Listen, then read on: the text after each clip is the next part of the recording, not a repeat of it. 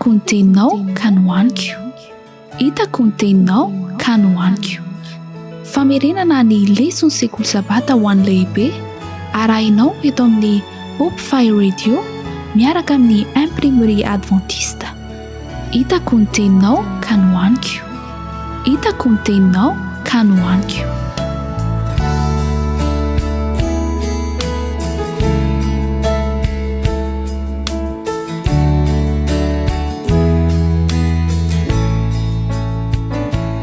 Eo amin'ny lesona fahaefatra amin'ny 3 volana voalohany amin'ny taona isika izao, lesona izay mitondra ny lohateny hoe mahari-po sy miantra Andriamanitra. Miarahaba antsika mianakavy indray tafahoana soamantsara eto amin'izao famerenan-defina izao. Miaraka aminareo androany ny havanareo Benoît Rakotovao. Yaray vavaka isika.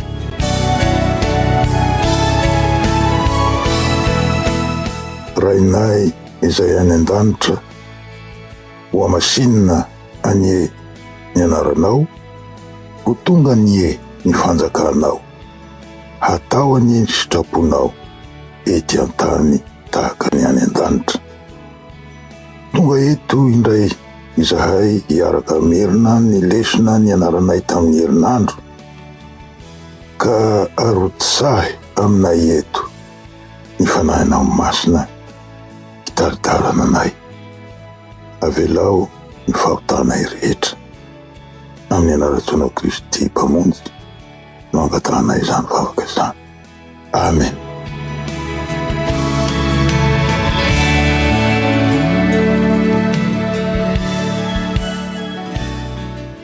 Ny lohateny amin'ny teny frantsay no hitako mazavazava kokoa dia ny hoe le Dieu passionné et compatissant.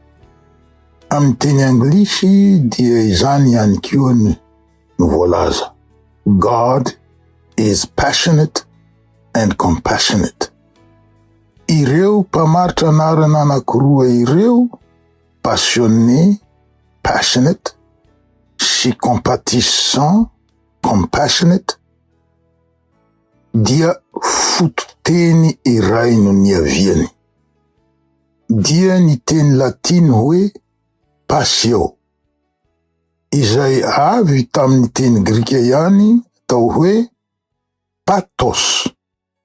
Aoka isika tsy atahotra ny teny vahiny, satria tamin'ny teny vahiny no nanoratana ny Baiboly, ary izany no ianaran'ny teolojiana ny teny Hebreo sy teny Grika, fa manazava hevitra izay matetika tsy voazava amin'ny teny-drazantsika, ny lafik-hevitra sasatsasany voafono ao amin'ireny teny voalohany nanoratana ny Baiboly ireny. Ny dikany fototra, izany hoe ny dikany voalohany ny teny hoe passio, dia ny hoe fahoriana, souffrance amin'ny teny frantsay. Io fototeny na hevitra fototra io dia mbola hita amin'ny teny hoe patient, teny frantsay io. Ny marary any amin'ny hopitaly dia antsoina hoe les patients. Amin'ny fiainana andavanandro kosa ny atao hoe patient dia olona maharitra eo amin'ny fiandrasana zavatra, na mahari-po na mahari-pery. Dia tahaka ny teny rehetra moa, ny teny manko dia teny velona ary mivoatra, miaina mivoatra, ary ndraindray misy teny vaovao teraka, ndraindray misy teny aza maty, tahaka ny zavatra mananaina rehetra ny teny. Dia ny voatra tsy kelikely teny zany, ny hevitry ny teny. Teny passio lazaitsika teo, ka raha olona tia no antsoina hoe passionné, dia olona tia tafahoatra no resahana izay. Tia tafahoatra ka tsy mahafehy ny fony intsony. Olona tsy mahafehy ny fietseham-pony, tahaka ny hoe adalam-pitiavana mihitsy ilay olona.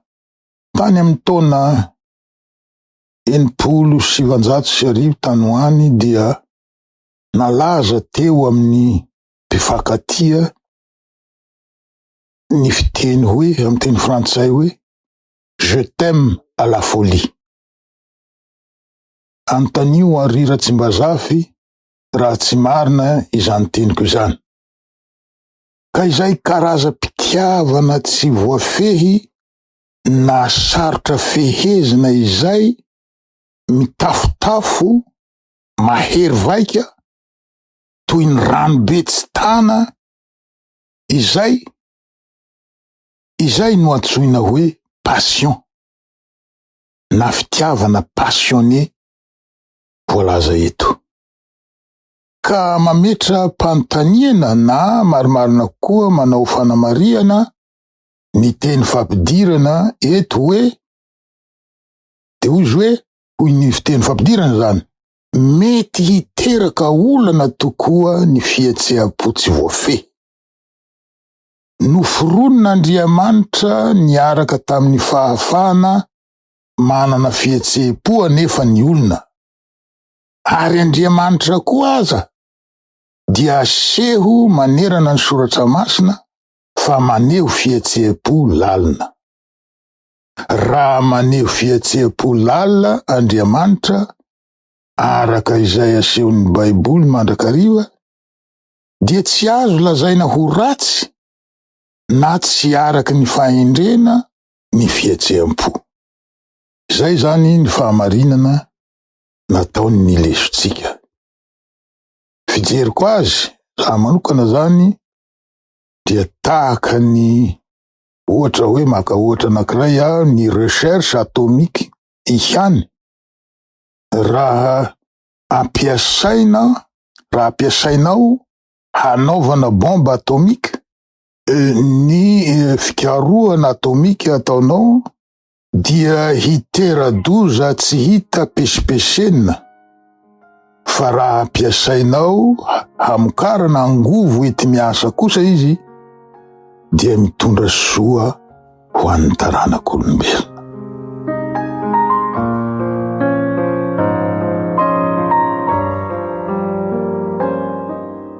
Leson'ny Alahady 7 Janoary taona 2020.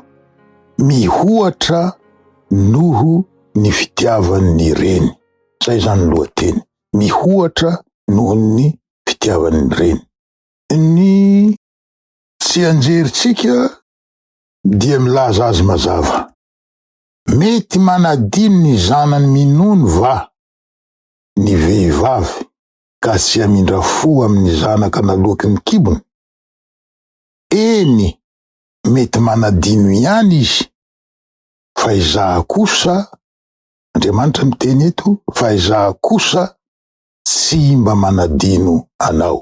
Ao amin'ny Isaia 7:15.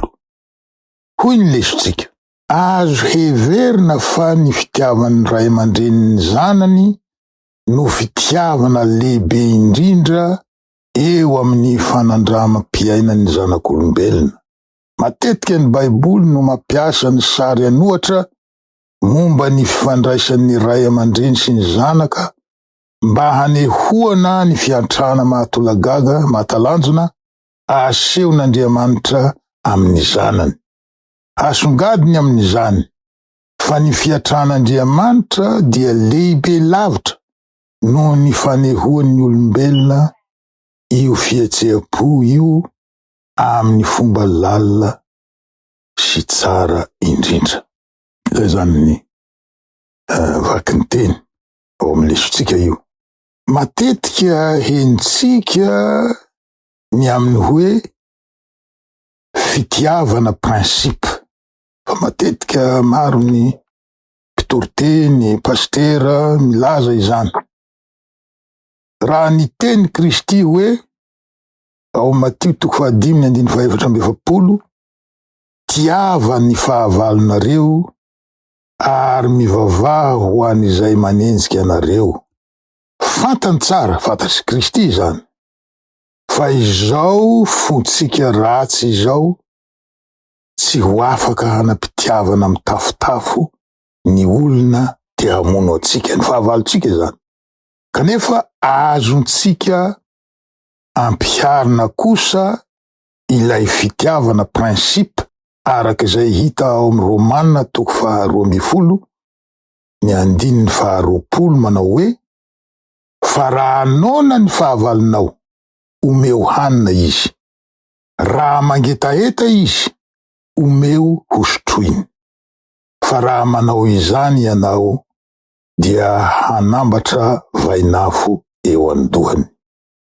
Akasitrahan'Andriamanitra io fitiavana prinsipe io. Izany hoe fitiavana tsy idiran'ny fihetsepo loatra, na tsy idiran'ny fihetsepo mihitsy aza indray. Tsy misy émotion, tsy misy passion, fa ny fitiavantsika ray aman-dreny ny zanatsika kosa tsy fitiavana prinsipe, hoe fitiavana maina tahaka zany, fa fitiavana avy ao anaty, fitiavana miloatra avy ao anatin'ny fo. Ny fitiavan'Andriamanitra anefa mihoatra lavitra noho ny fitiavan'ny ray aman-dreny eto an-tany, noho ny fitiavan'ny ray eto an-tany, na noho ny fitiavan'ny reny eto an-tany. Mety manadino ny zanany minono va ny vehivavy ka tsy hamindra fo amin'ny zanany naloky ny kibony? Eny, mety manadino ihany izy, fa izaho kosa tsy mba manadino anao. Ao amin'ny Jeremia 1:20 dia misy an'izao koa hoe zanako mahafinaritra va Efraima, zaza malalako va izy, no dia fatra-pahatsiaro azy isaky ny mitezitra azy aho. Noho izany dia onena azy ny foko, hamindra fo aminy tokoa aho, hoy Jehova. Fitiavana mihoatra ny fitiavan-janaka hitantsika eto an-tany no itiavan'Andriamanitra ny zanany rehetra.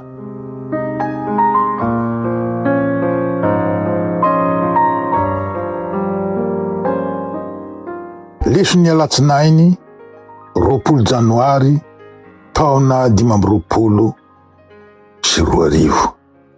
Fitiavana mampihetsy-po lalina. Mampiasa sary akaiky ny fon'ny olombelona ny Soratra Masina rehefa te hampahafantatra antsika olombelona ny halalin'ny fitiavan'Andriamanitra antsika. Ao amin'ny Hosea mpaminany zany, ao amin'ny boky ny Hosea mpaminany, akoatry ny sarin'ny fitiavam-bady nasehony teo amin'ny mpaminany sy Gomera mpijangajanga, dia mampiasa ny sarin'ny fitiavan-janaka koa izy. Ndao vakitsika ny voasoratra ao amin'ny Hosea 2:1-9 lavalava ihany. Amin'io andalatsoratra ny soratany Hosea io no ahitantsika ny fitiavan'Andriamanitra any Efraima, izany hoe ilay fanjakana Israely niendaka avaratra, fanjakana Israely avaratra izay niendaka zany, izay voatery navelan'Andriamanitra tsazoka ho babon'ny Asiriana tamin'ny taona 2:7 talohan'ny Kristy, rehefa notambatambazy nandritra ny fotoana lava nefa tsy nety niverina tamin'Andriamanitra zany. Hosea 2:1-9 zay voakitsika. fony mbola zaza Israely dia tiako izy ary natsoiko hiala tany Egipta ny zanako. No nisy niantso azy de vao mainka nandositra ireny izy. Ho an'ireo bala kosa no amonoany zavatra hatao fanatitra, ary ho an'ny sarin-javatra voasikotra no andoroany ditikazo manitra. Fa izaho no nampianatra ny Efraima handeha. Eny, notrotroiko tamin'ny sandroko aza izy, nefa tsy fantany fa izaho no nahasitrana azy. Tamin'ny kofehy fitariana olona no nitariako azy, dia tamin'ny mahazaka ny fitiavana.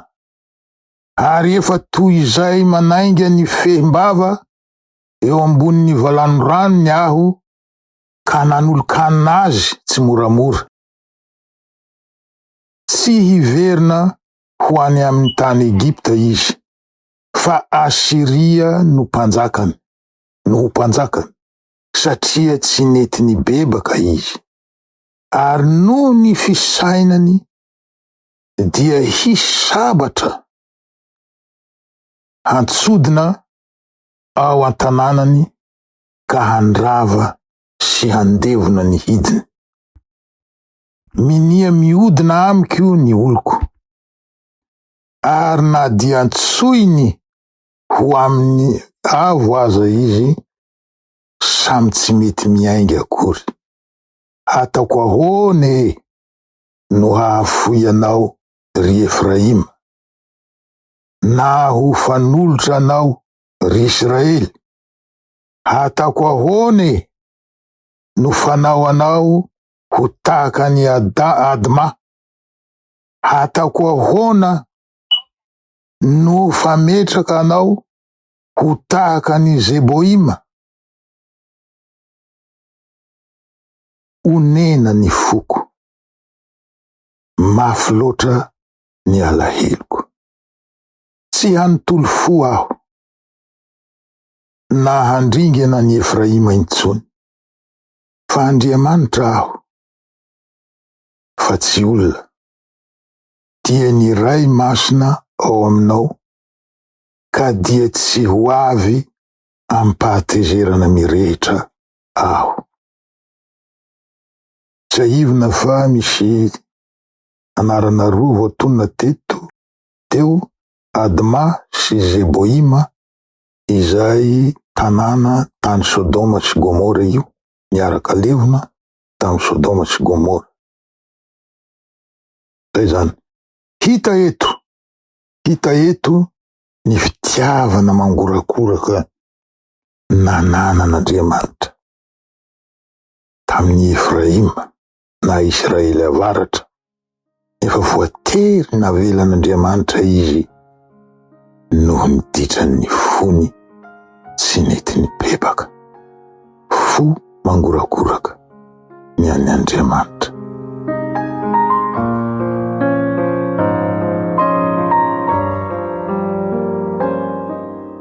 Leson'ny talata 2 Janoary taona 2024. Ny fangorahan'i Jesosy, la compassion de Jésus. Voazavatsika tery ambony ny hevitry ny teny hoe passion, passionné, fa tsy mbola nifakafakaitsika kosa ny teny hoe compassion na compatissant, izay efa nazaitsika ihany fa iray fototra amin'ny teny hoe passion na passionné.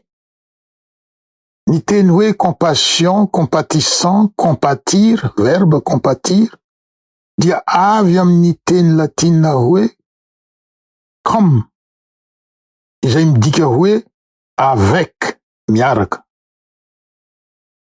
Ary ireo zay nianatra Espagnol dia mahafantatra fa ny hoe avec dia con no filaza azy. ka ny teny hoe compassion, compatissant, compatir dia ny dikany fototra dia zao souffrir avec. Fa nilazaitsika teo fa ny passion, passio dia souffrance ny dikany. Izany hoe miara maharary amin'ny marary, mandre maharary ao am-pony manoloana ny fanaintainan'ny hafa, miara maharary aminy, mahatsiaro mangirifiry anaty manoloana ny fangirifirian'ny hafa. Izany fietseha-po izany no nadikatsika hoe fangorahana, mangoraka, izay hitatsika eo amin'ny lohateny ny lesona talata eto. Fitiavana mangorakoraka toy izany no fitiavan'ny ray araka ny namariparitany Kristy azy tao anatin'ireo fanoharana maro izay nataony. Matio 8:7-20 ary ny tompony izany mpanompo izany dia onena azy, io le teny, onena azy ka nandefa azy namoy ny trosa taminy. Lioka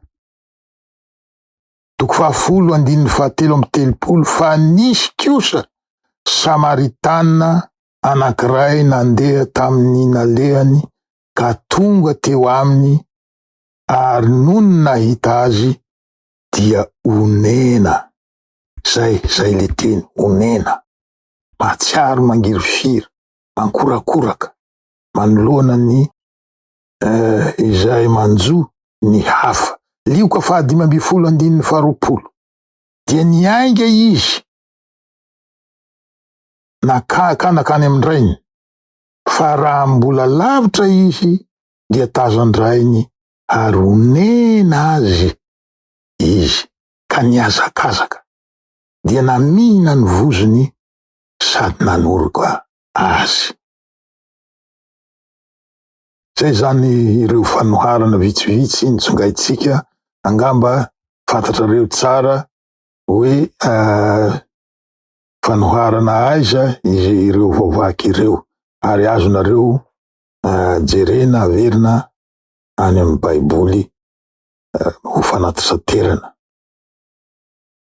Ary izy tenany, i Kristy zany, zany hoe nanao an'ireo fanoharana reo izy, fa izy tenany dia nanana ary nampiseho teo amin'ny fiainany teto an-tany io fitiavana feno fietseha-po mangorakoraka sy mahonena io. Matio 5:4-30 ary nono nahita ny vahoaka Jesosy dia nahonena azy ny fijeriny ireo satria nahampahatraina ireo ka nafoy toy ny ondry tsy misy mpiandry. Matio 5:4 ary nono nivoaka Jesosy dia nahita vahoaka betsaka ary onena azy ka nahasitrana ny marariny. Marka 2:1-7 ary Jesosy dia onena azy ka naninjitra ny tanany dia nanendry azy ka nanao taminy hoe mety aho, madiova ianao. Marka 2:4 ary nono niala Jesosy azafady dia nahita vahoaka betsaka izy ka onena azy fa tahaka ny ondry tsy manana mpiandry ireo dia nampianatra azy zavatra maro izy. Ary vakitsika farany eto Lioka 7:17 ary nono nahita andra vehivavy ny tompo dia onena azy ka nanao taminy hoe aza mitomany. Ohatra velona sy modely tonga lafatry ny fitiavana feno fangorahana i Jesosy. Ka ny ainy aza dia nafoiny ho atsika teo amin'ny hazo fijaliana noho ny fitiavany antsika.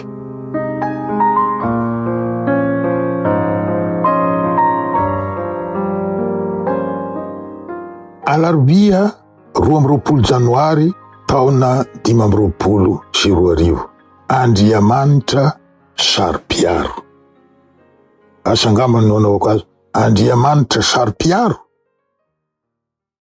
Un Dieu jaloux. Mario fa misy baraingo na point d'interrogation ny lohateny eto. Andriamanitra ve Saro-Piaro? Zay no dikan'io baraingo io ametraka fanontaniana. Saro-Piaro ve Andriamanitra? Ny valiny tsotra. Eny, Saro-Piaro Andriamanitra. Ny Baiboly dia milaza izany.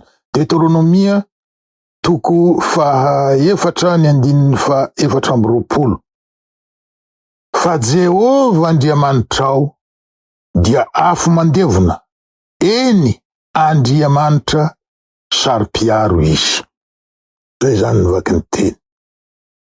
Eo amintsika zanak'olombelona, izany vady Saro-Piaro izany, na lehilahy io na vehivavy, dia tsy azo lazaina hoe manana kalitao tsara.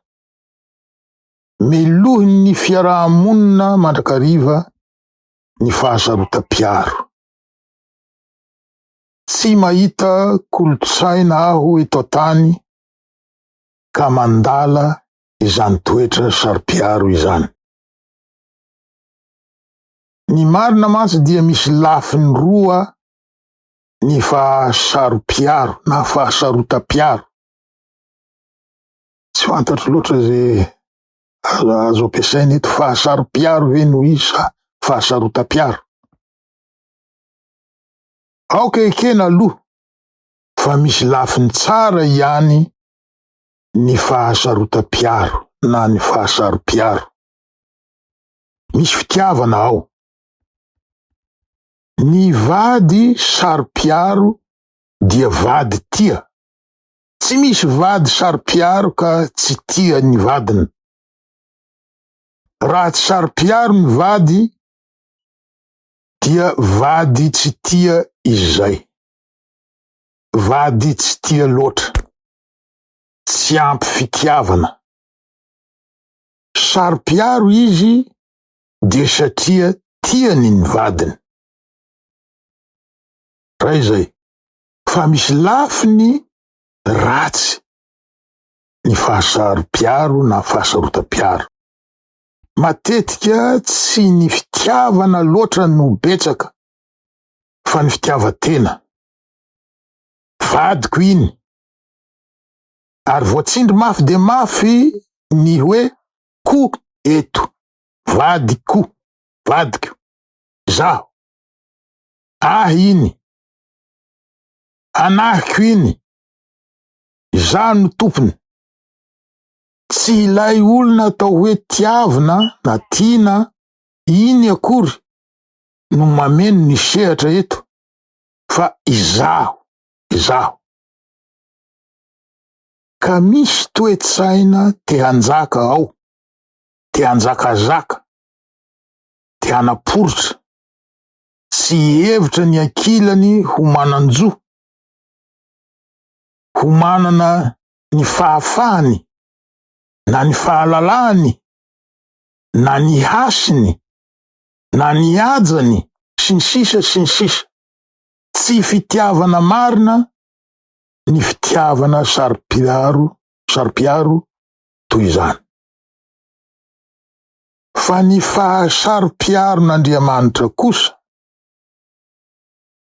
dia tsy dobla fasy ohatry zany, fa fitiavana marina, fitiavana madio, fitiavana tsy misy petipetina. Hoy ny fanazavan'ny lesotsika, manao hoe ny fitiavana lalina itiavan'Andriamanitra ny olony no mahatonga ny fahasarom-piarony, maniry fifandraisana anjakan'ny fahatokiana miaraka amin'ny vahoakany Andriamanitra. Izy irery no tiany ho Andriamanitra izy ireo. Matetika nefa izy no aseho tahaka ny vady no hamavoina ary tsy mba novaliana ny fitiavana nasehony. Araka izany, tsy zava-tsy misy antony ny fahasarom-piaron'Andriamanitra, fa setry ny tsy fahatokian'ny olony sy ny faharatsian'izy ireo mandrakariva. Tsy hita ao amin'ny fahasarom-piaron'Andriamanitra ny hevitra miiba ny fahasarom-piaron'olombelona. Tsy mba misy fialonana ao am'izany, fa fihetseam-po aradrariny izay maniry fifandraisana anjakan'ny fahatokiana amin'ny vahoakany ary ny hahasoa azy ireo no tanjony izany.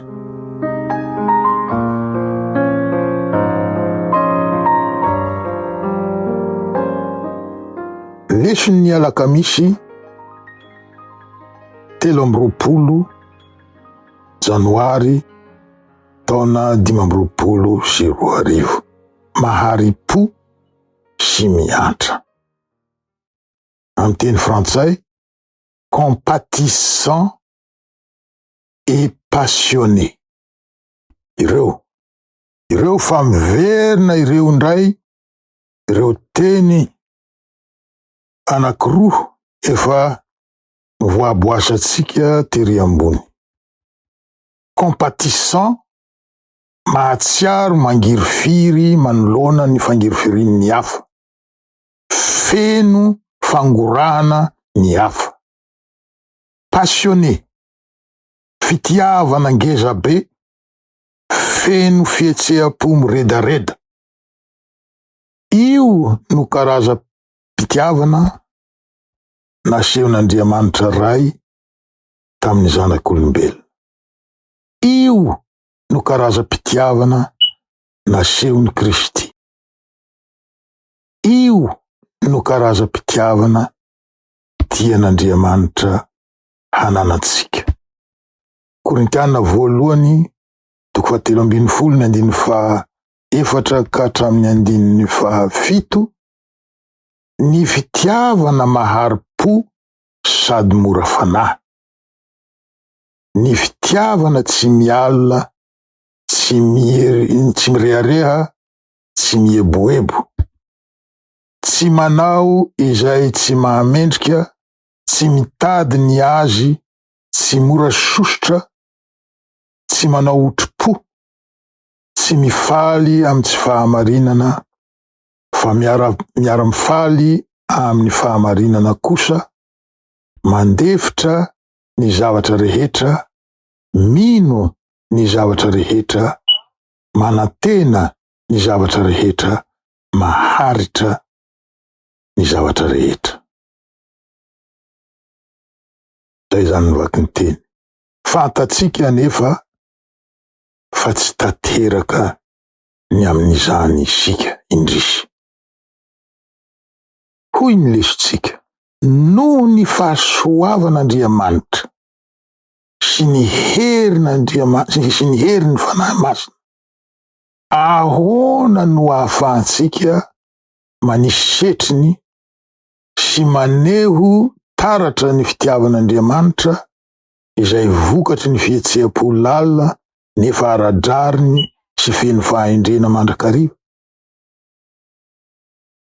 Dia ny lesotsika ihany no manome ny valiny. Voalohany, ny fiankohofana amin'ilay Andriamanitra fitiavana no valiteny mety indrindra ho an'izany.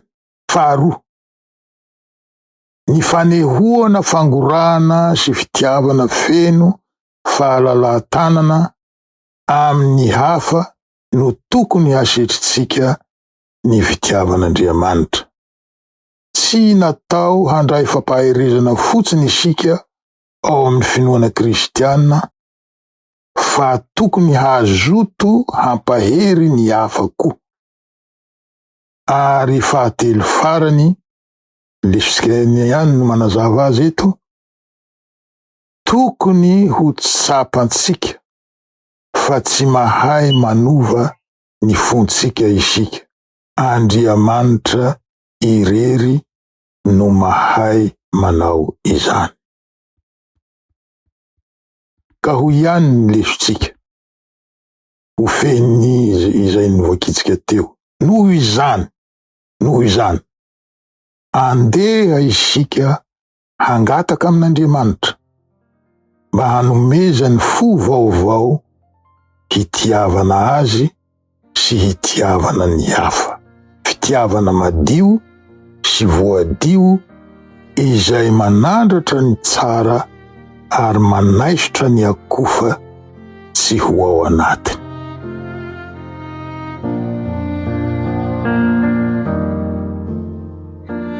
Piaray vavaka ary isika. Indrisy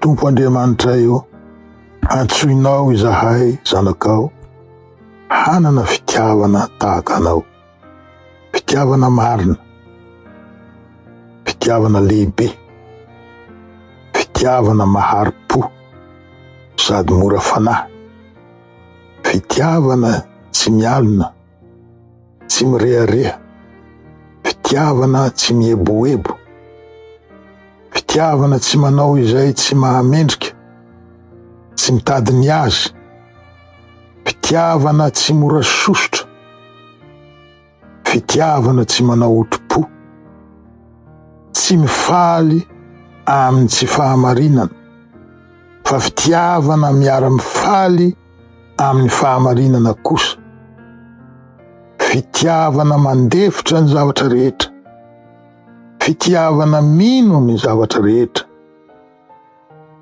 fitiavana manatena ny zavatra rehetra, fitiavana maharitra ny zavatra rehetra. Indrisy Tompo, fa vovoka sy lavenina eo anatrehanao izahay. Oviana vo mba hanana izany fitiavana izany izahay. Oviana vo mba ho tanteraka ao aminay ny fitiavana tahaka izany. Tsy misy afa-tsy fahagagana avy aminao, avy amin'ny fananao masina no ahatanteraka izany eo aminay. Amindraha fo aminay Tompo, mamelany helokay. Ary amorony fo vaovao izahay amin'ny anaratsoanao Kristy io, ho angatahana izany. Loatra Tompo. Amen.